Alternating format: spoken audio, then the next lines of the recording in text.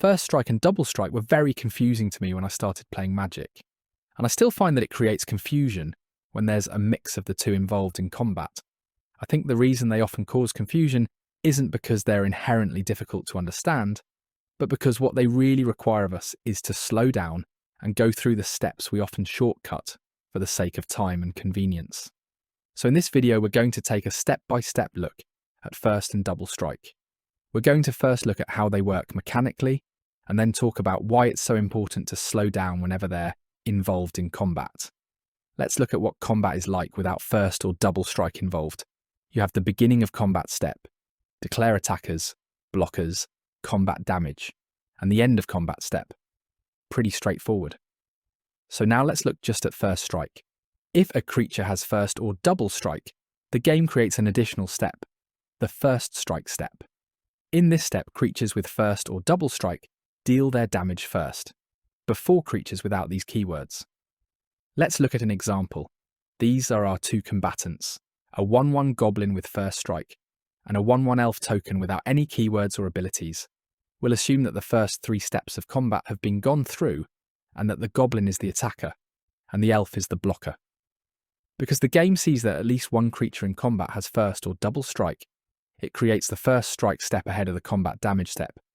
And we move to that step after all players have passed priority, following the declare blockers step.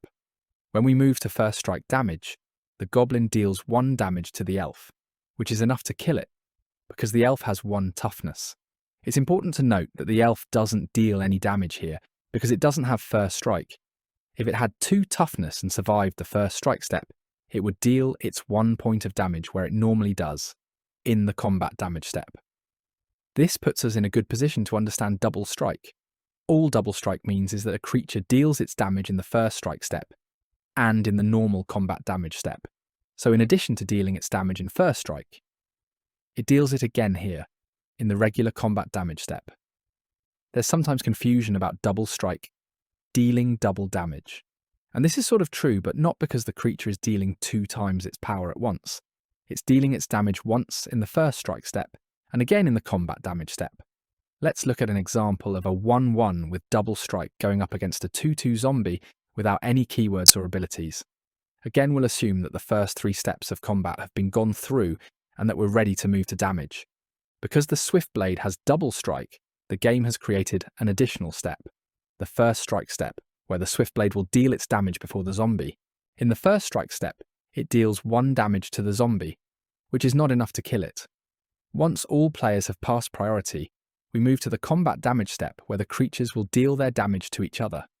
Now the zombie deals its 2 damage to Swiftblade, and the Swiftblade deals another 1 point of damage to the zombie. Each creature's toughness has been reduced to 0, so they both die.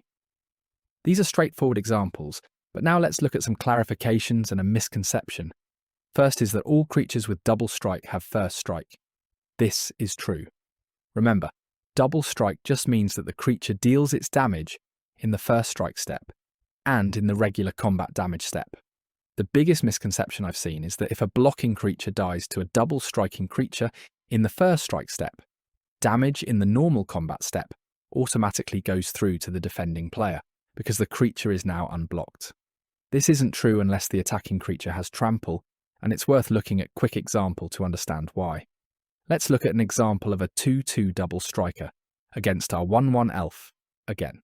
We'll assume that the samurai is attacking and the elf warrior is blocking. First strike is created because our samurai has double strike. In the first strike step, the samurai deals 2 damage to the elf warrior, which kills it.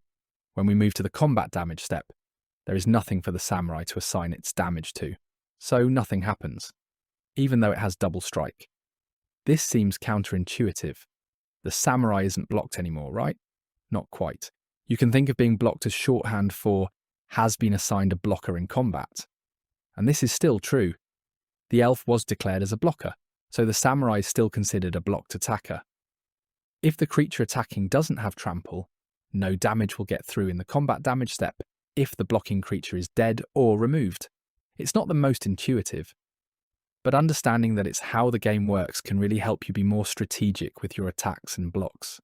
The last thing I want to talk about is how important it is to not shortcut anything when combats get complex. I am a huge advocate for slowing down and going step by step whenever first and double strike are involved. It's a good exercise generally, but there are some situations where damage triggers can change the outcome of the game. Oran Frostfang and Frostcliff Siege, for instance, draw you cards when creatures you control deal combat damage to a player. These trigger on both combat damage steps, and I've seen players draw into cards that change the outcome of combat. For instance, drawing something like a Hunter's Insight off of first strike damage could allow you to play it before the regular combat damage step, and draw you even more cards when one of your creatures deals damage to a player. Or drawing into something like a Savage Alliance in first strike damage, and giving your team trample before the regular combat damage step could be critical in pushing through damage that otherwise wouldn't have gotten through. So I really recommend slowing down and going step by step when first or double strike are involved. Print something like this out and go through each step manually. It's a great exercise in passing priority through combat, and it's going to reduce the cognitive overhead that you have to deal with in complicated combats. Most importantly though, making sure that everyone understands what's happening and why will reduce the feel-bads that come from misunderstandings. There are always edge cases and exceptions in a massive format like Commander where anything can happen, but I'm trying to cover the basics so that you have the foundational knowledge you need to figure out the weird situations. Hopefully this helps, and let me know if there's anything you still have questions about.